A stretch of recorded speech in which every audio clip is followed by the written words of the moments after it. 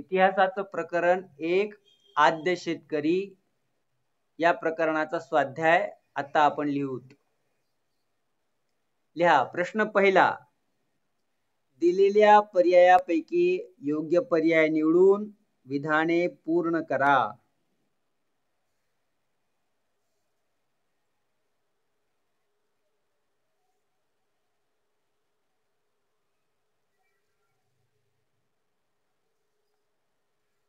प्रश्नोत्तर लिहायचे आपल्याला. तुमचा पहिला प्रश्न असतो रिकाम्या जागांचा, तो आपण लिहूयात.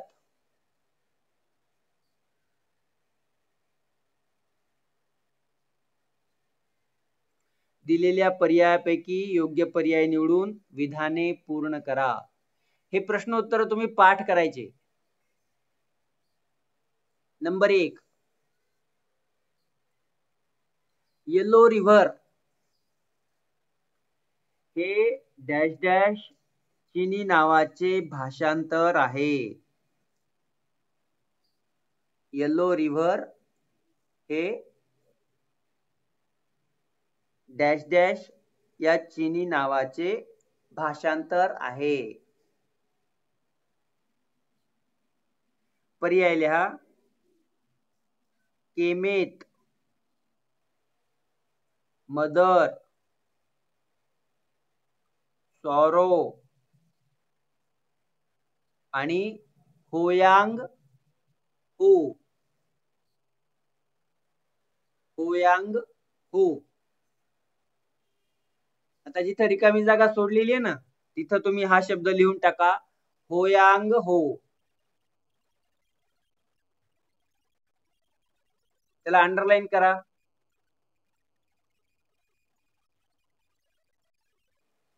एक ओळ सोडा आणि खाली लिहा दुसरी रिकामी जागा. ऑब्जेक्टिव्हला एक एक ओळ सोडत जायची. लक्षात आलं? हे प्रश्नोत्तर लिखाणाची पद्धत आहे. परीक्षेमध्ये सुद्धा ऑब्जेक्टिव्ह असला की एक ओळ रिकामी सोडायची. खालच्या ओळीला लिहा. नव अश्मयुगीन क्रांती असा शब्द प्रयोग. नव अश्मयुगीन क्रांती हा शब्द प्रयोग डॅश डॅश या ऑस्ट्रेलियन पुरातत्वज्ञाने केलेला आहे.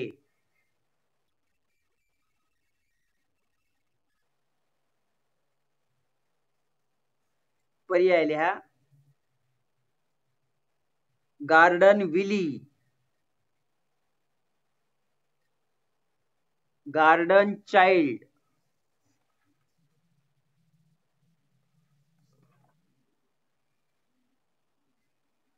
हेरोडोटस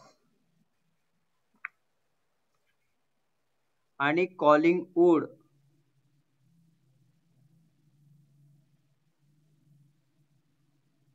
यातलं उत्तर आहे गार्डन चाइल्ड.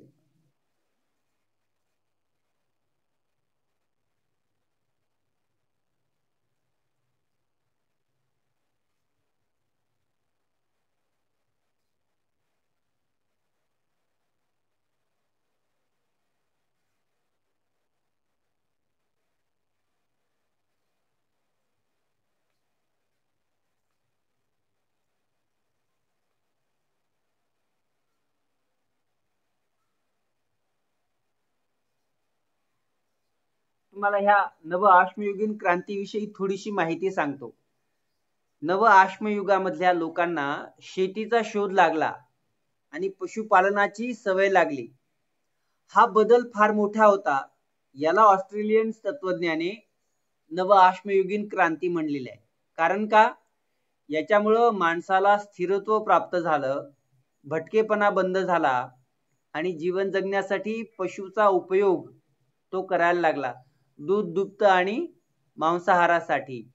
यामुळं जीवनाचा पूर्ण रोग बदलला. जे इतके दिवस भटकं जीवन होतं ते पूर्ण शांत झालं, स्थिरावलं आणि त्याच्यानंतर समाज निर्माण व्हायला लागला, मग गावं निर्माण झाली, मग अशी मोठमोठाली शहरं निर्माण झाली. असा आपण त्याचा मधला विकास पाहू शकतो. या गोष्टीला गार्डन चाइल्ड यांनी काय म्हणलेलं आहे, ही एक नव अश्मयुगीन क्रांती आहे. लक्षात आलं? लक्षात यायले? चला पुढचा पॉइंट, तिसरी रिकामी जागा, गिलगॅल येथील नव अश्मयुगीन डॅश डॅश झाडांची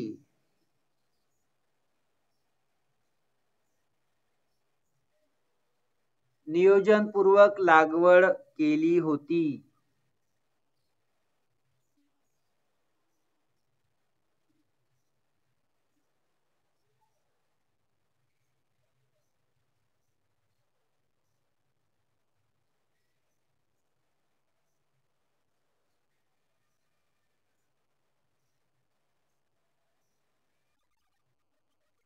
पर्याय लिहा, पेरूचा, चिक्कूचा, अंजिराचा आणि जांभळाचा.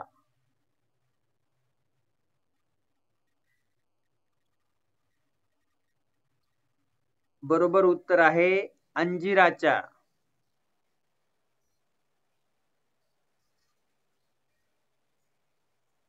गिलगॅल इथं नव अश्मयुगामध्ये अंजिराच्या झाडाची पद्धतशीर लागवड केलेली आपल्याला दिसून येते.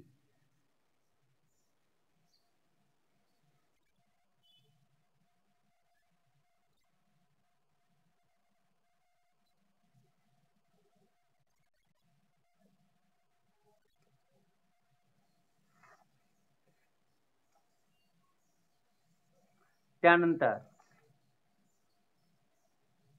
अंजिराच्या झाडाला अंडरलाईन करा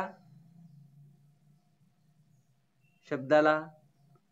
पुढची रिकामी जागा,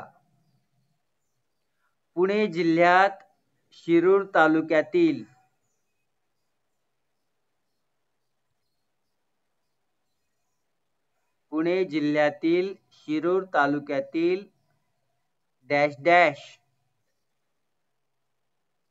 हे ताम्रपाषाण युगीन शेतकऱ्यांच्या गाव वसाहतीचं उदाहरण आहे.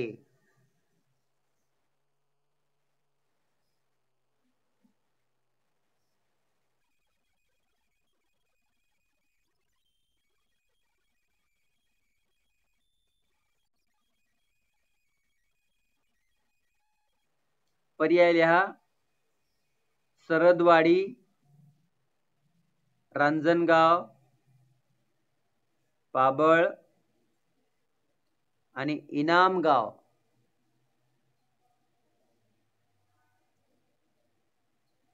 उत्तर आहे इनामगाव.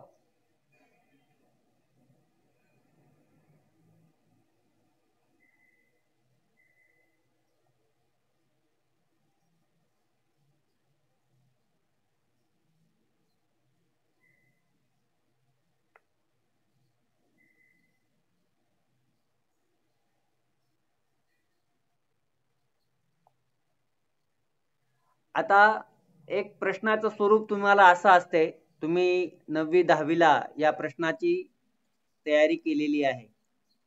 तुम्हाला अ गट आणि ब गट दिलेला असतो. त्याच्यामध्ये एक जोडी चुकीची असते आणि ती चुकीची जोडी दुरुस्त करून तुम्हाला लिहायची असते. असा प्रश्न तुम्ही याच्या आधी सुद्धा सोडवलेला आहे. तशाच प्रकारचा प्रश्न आपल्याला आता ही परीक्षेमध्ये असणार आहे. तर तसा प्रश्न एक लिहूयात. लिहा, चुकीची जोडी दुरुस्त करून लिहा. आता या प्रश्नामध्ये कसं असणार आहे पहा, अ गट आणि ब गट मध्ये फक्त ब गटामध्ये चुकीचं एक पॉइंट चुकीचा असणार आहे.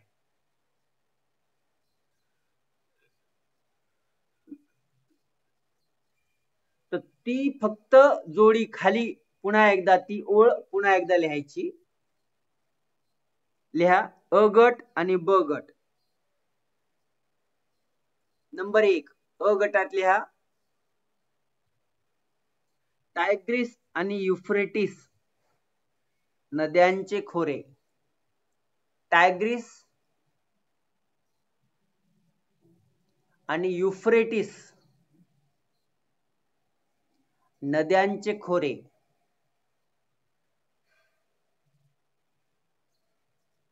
ब गटात लिहा समोरची जोडी त्याच्या मेसोपोटेमिया. मेसोपोटेमियाची संस्कृती आपण पाहिलेली आहे की नाही. मेसोपोटेमिया.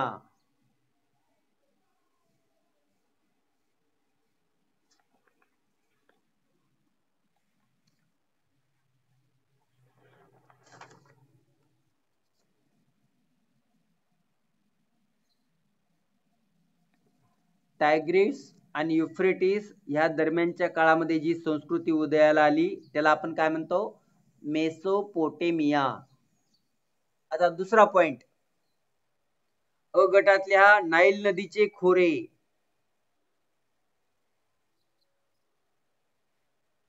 नाईल नदीचे खोरे. ब गटाच्या साईडला लिहा इराण. आपण जसं जोड्या लावा लिहितो तसं लिहा. इराण. नंबर 3 होयांगहो नदीचे खोरे.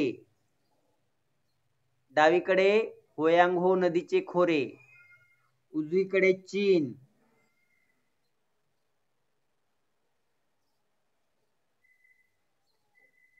नंबर 4 सिंधू नदीचे खोरे. समोर लिहा भारतीय उपखंड. सांगता येईल का कोणाला?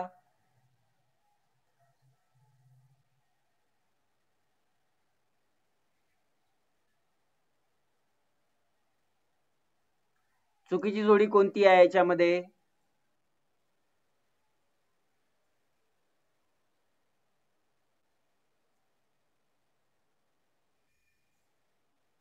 चुकीची जोडी आहे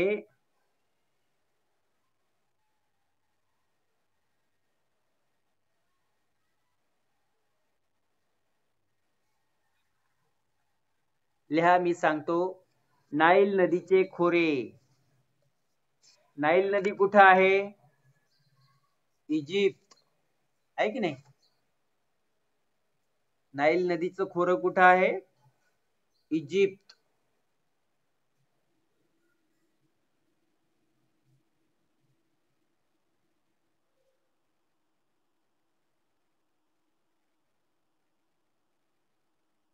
उत्तर कसं लिहायचं? खाली एक बाण मारायचा आणि उत्तर म्हणून लिहायचं. डाव्या साईडला लिहा नाईल नदीचे खोरे आणि दुरुस्त केलेली जोडी काय? इजिप्त.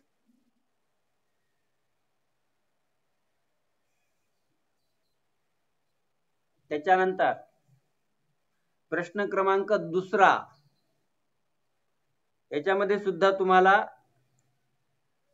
4 पॉइंट दिलेले असतील.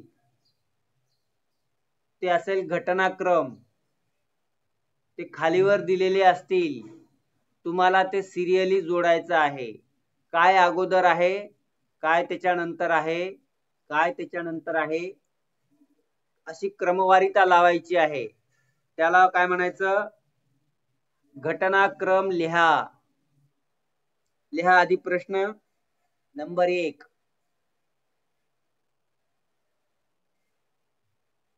सूक्ष्मास्त्रांची निर्मिती. नंबर 2 नवअश्मयुगाचा उदय. नवअश्मयुगाचा उदय. नंबर 3 होलोसीन कालखंडाची सुरुवात. होलोसीन कालखंडाची सुरुवात. आणि चौथा पॉइंट लिहा, शेती आणि पशुपालन तंत्राचा विकास. शेती आणि पशुपालन तंत्राचा विकास. आता हा क्रम दिलेला आहे, याचा आपल्याला कालानुक्रम लिहायचा आहे, घटनाक्रम लिहायचा आहे. सुरुवातीला काय घडलं, नंतर काय घडलं, याविषयीची माहिती. शरद, तुझा व्हिडिओ दिसत नाहीये.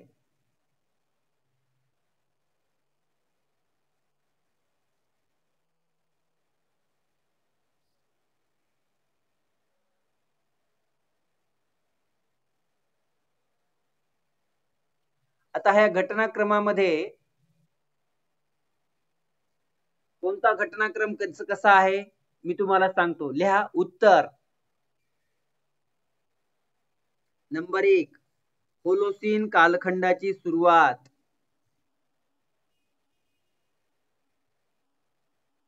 होलोसीन कालखंडाची सुरुवात. नंबर 2,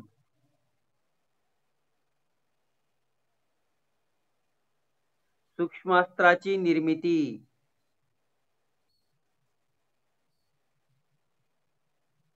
नंबर 2, सूक्ष्मास्त्राची निर्मिती. नंबर 3, शेती आणि पशुपालन. शेती आणि पशुपालनाची सुरुवात.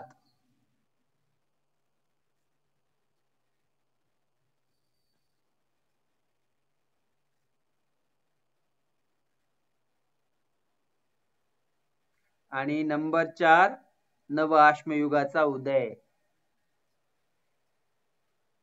नव अश्मयुगाचा उदय.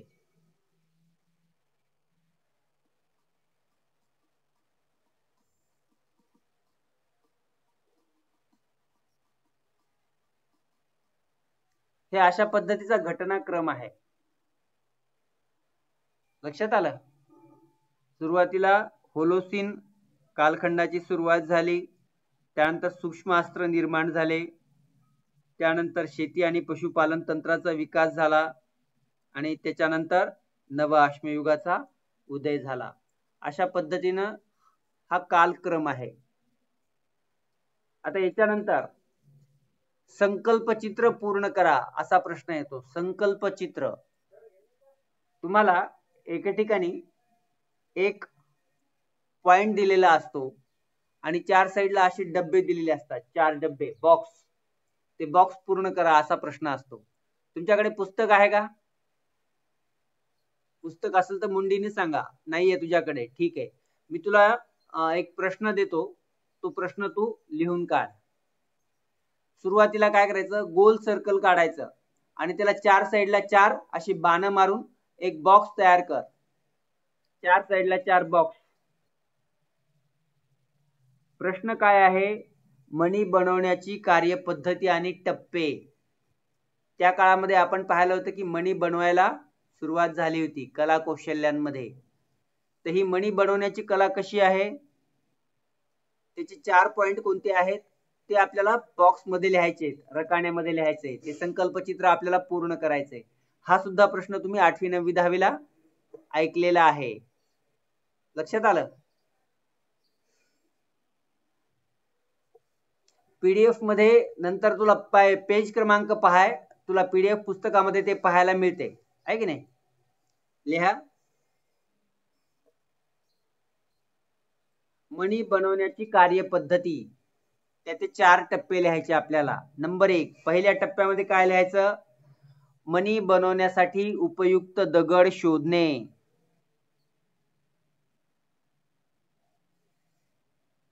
मणी बनवण्यासाठी उपयुक्त दगड शोधणे.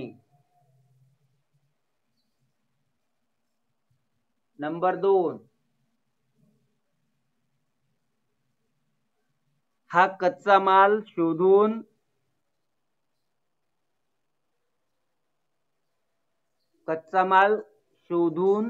काढणे.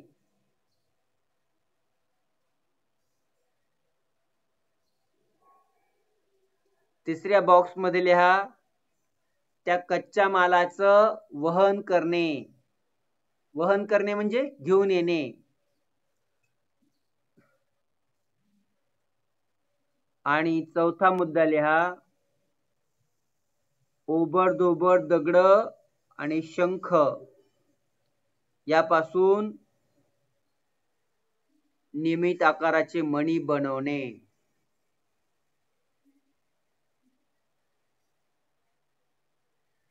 असंच एक संकल्पचित्र मातीच्या भांड्याचं पण करता येते पहा, आहे की नाही.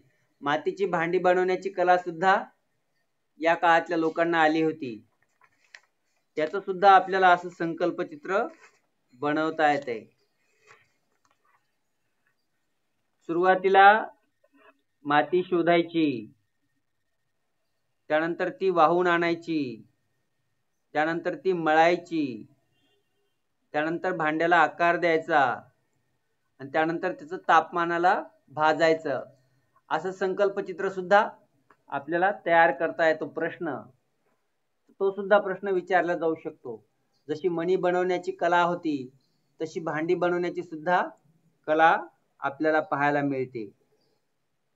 लक्षात आलं. हे अशाच प्रकारचे प्रश्न तुम्हाला परीक्षेमध्ये विचारले जातील. त्याच्यानंतर पुढचा एक प्रश्न आहे, गटात न बसणारा शब्द ओळखा. गटात न बसणारा शब्द ओळखा. प्रश्न लिहा, प्राचीन संस्कृती असणारे देश.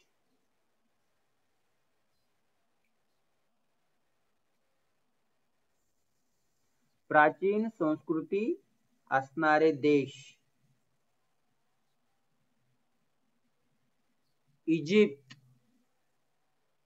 चीन, भारत आणि इंग्लंड.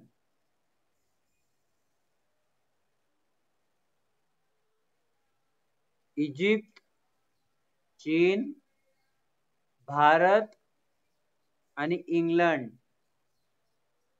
यातली चुकीची जोडी कोणती आहे? इंग्लंड. कारण इंग्लंडला काही प्राचीन संस्कृती असलेला देश आपण म्हणत नाहीत. ज्या प्राचीन संस्कृत्या ज्या 4 आहेत त्यामध्ये इजिप्तची आहे, मेसोपोटेमिया आहे, चीनची आहे आणि भारताची आहे सिंधू संस्कृती. इंग्लंडचं नाव त्याच्यामध्ये नाहीये. त्याच्यामुळं गटात न बसणारा शब्द कोणता आहे? इंग्लंड. त्याला अंडरलाईन करायची, खाली उत्तर लिहायचं. गटात न बसणारा शब्द कोणता? इंग्लंड. हा. आता थोडे मोठे मोठे प्रश्न तयार होतात.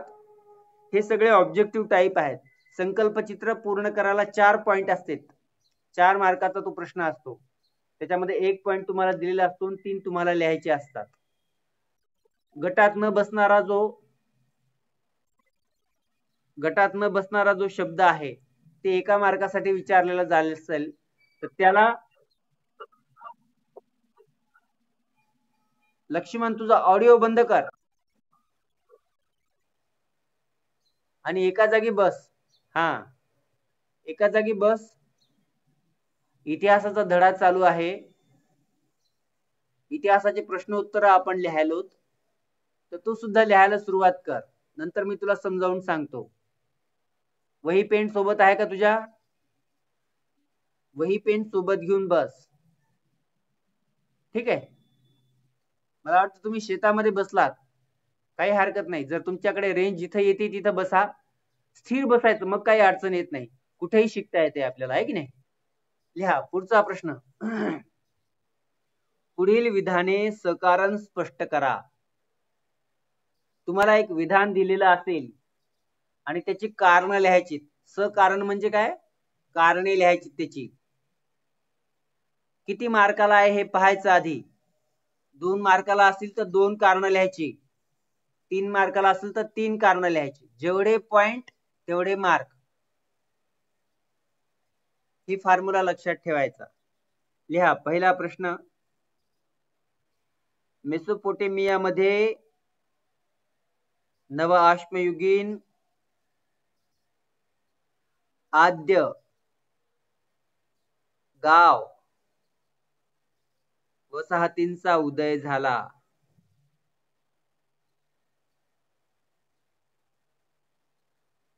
मेसोपोटेमियामध्ये नव अश्मयुगीन आद्य गाव वसाहतीचा उदय झाला.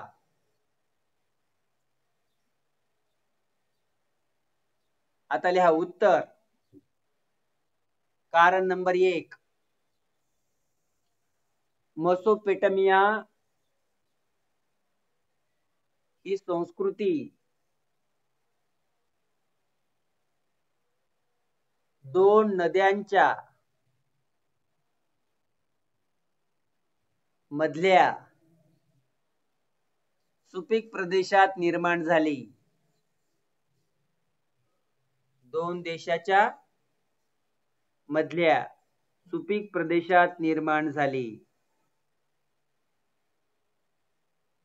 दुसरं कारण, बारमाही पाणी त्या ठिकाणी उपलब्ध होतं.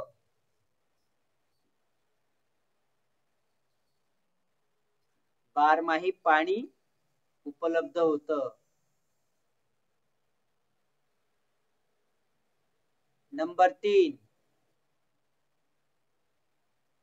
सुपीक जमीन आणि उपजाऊ जमीन मोठ्या प्रमाणात उपलब्ध होती. सुपीक जमीन आणि उपजाऊ जमीन मोठ्या प्रमाणात उपलब्ध होती.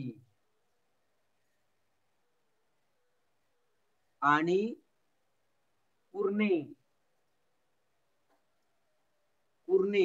कुरणे म्हणजे जनावरांना चारा खाण्यासाठीची जागा. कुरणे मोठ्या प्रमाणात उपलब्ध होती. म्हणून मेसोपोटेमियामध्ये नव अश्मयुगीन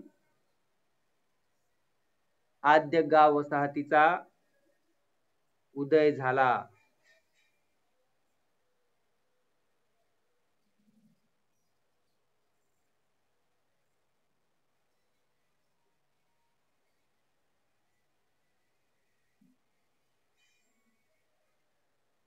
लक्षात आलं?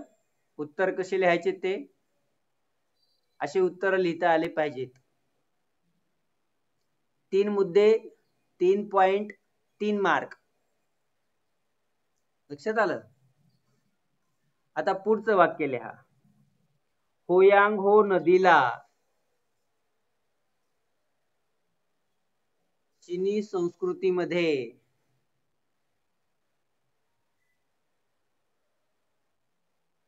जन्मदात्री मानले जाते.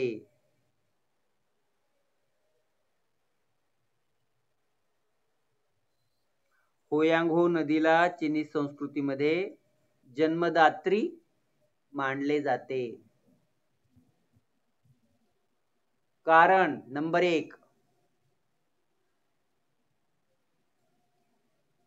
चीनीमध्ये नदीला रिव्हर म्हणतात. रिव्हर किंवा मदर.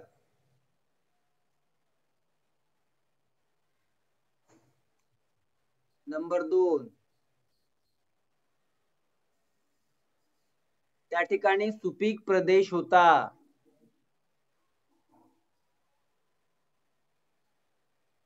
उपजाऊ जमीन होती.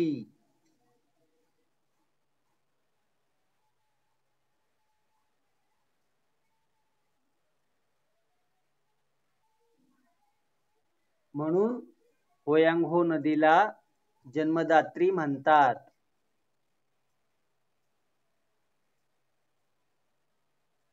म्हणून होयांग-हो नदीला जन्मदात्री म्हणतात.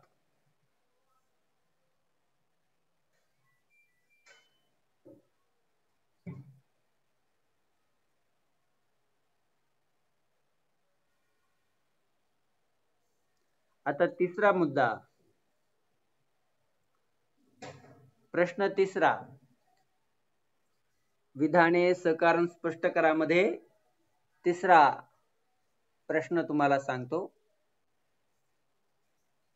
नव अश्मयुगामध्ये मातीची भांडी बनवणे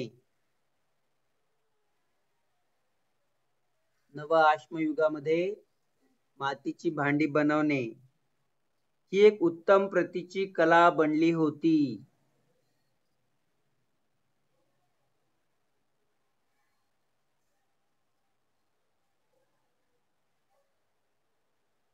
ही एक उत्तम प्रतीची कला बनली होती.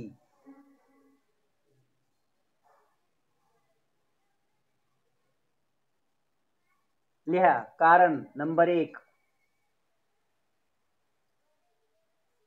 नव अश्मयुगात शेती आणि पशुपालन सुरू झाले.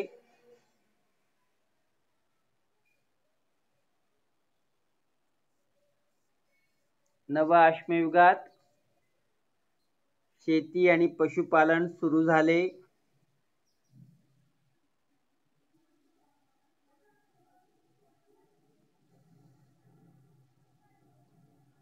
आणि मातीची भांडी बनवण्याची कला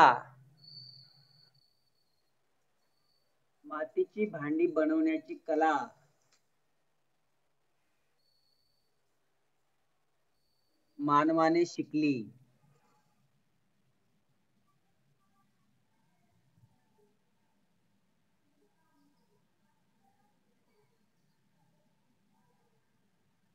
चिकणमाती शोधणे. Hello sir. काय नाही, 7-12चं काम झालेलं आहे. मी आज संध्याकाळी भेटू का? हा ठीक.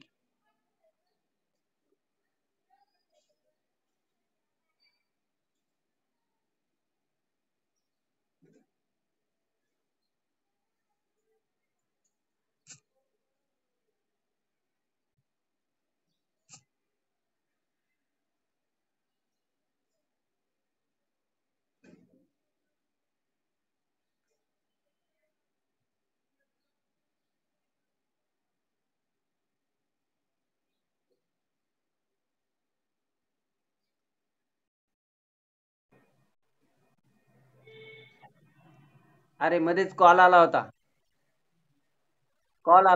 त्याच्यामुळे डिस्टर्ब झाला आपल्याला. ठीक आहे, पुन्हा एकदा कंटिन्यू करू. चला.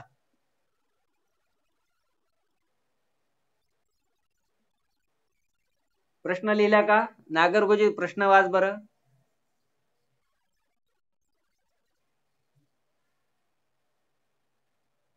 प्रश्न वाच. आधी ऑडिओ चालू कर. माईक चालू कर तुझं. हा हा.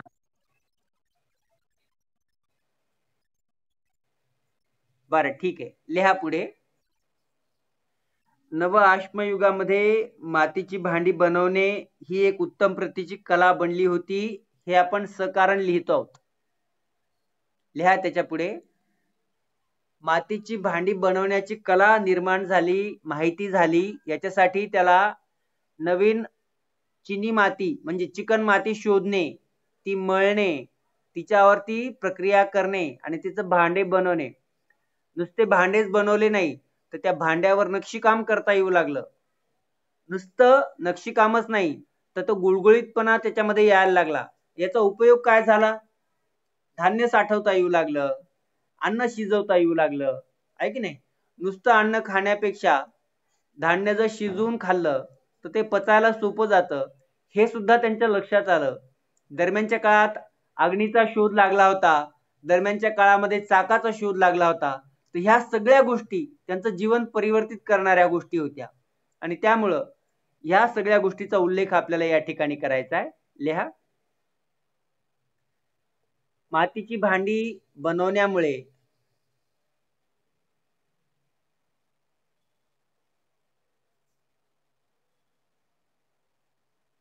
ती भाजण्याची कला याची माहिती झाल्यामुळे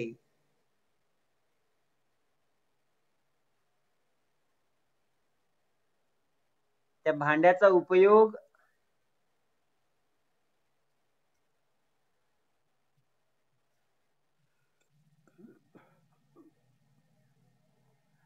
धान्य साठवण्यासाठी, पाणी साठवण्यासाठी, धान्य शिजवण्यासाठी उपयोग होऊ लागला.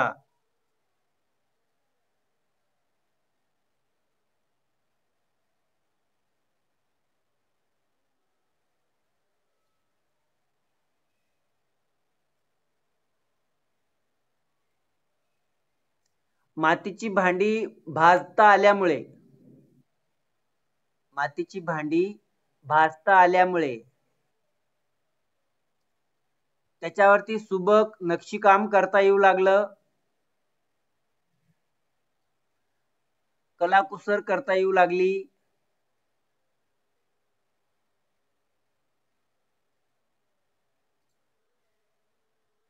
त्यामुळे ती एक कला बनली. मातीची भांडी बनवणे ही एक कला निर्माण झाली.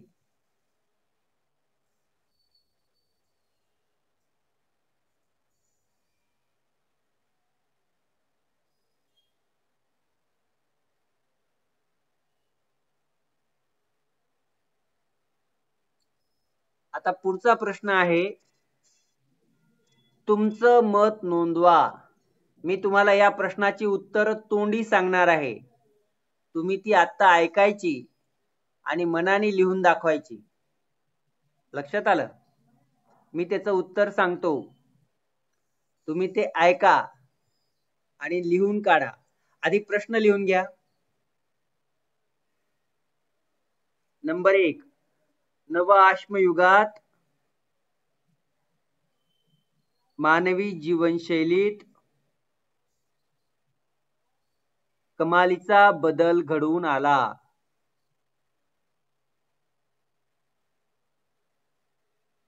नवअश्मयुगात मानवी जीवनशैलीत कमालीचा बदल घडवून आला.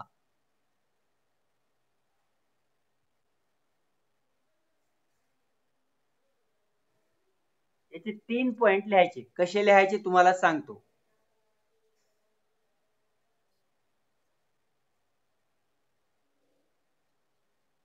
ऐका. नंबर 1, नवअश्मयुगात शेतीचा शोध लागला, त्यामुळं त्यांचं भटकं जीवन स्थिरावलं. हा फार मोठा बदल झाला.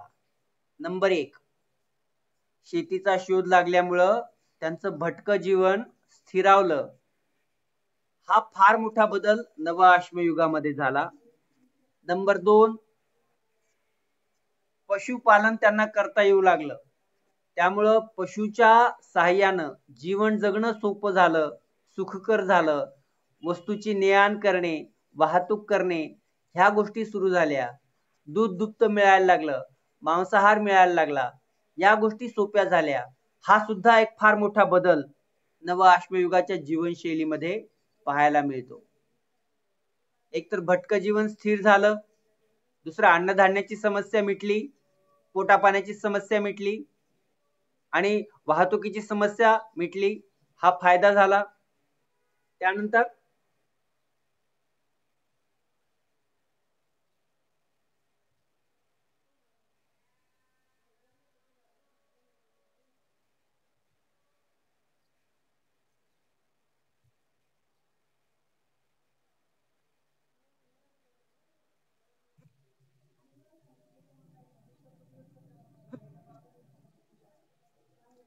मुक्तापुरे सरचा कॉल यायलाय तुम्हाला. आपण आता हे एवढं पॉइंट झाला की आपण थांबूयात. नवअश्मयुगामध्ये जीवनशैलीत कसा बदल झाला हे थोडक्यात तुम्हाला सांगत होतो. त्याच्यानंतर भांड्याचा शोध लागला, ही सुद्धा एक मोठी कला होती. त्यामुळे पाणी साठवता येऊ लागलं, धान्य साठवता येऊ लागलं, धान्य शिजवता येऊ लागलं. त्यामुळे जीवनामध्ये मोठा बदल झाला. हे 3 पॉइंट लिहायचे. लक्षात आलं? हे 3 पॉइंट तुम्ही लिहा. आता लेफ्ट व्हा आणि मुक्तापुरे सरची लिंक जॉईन करा.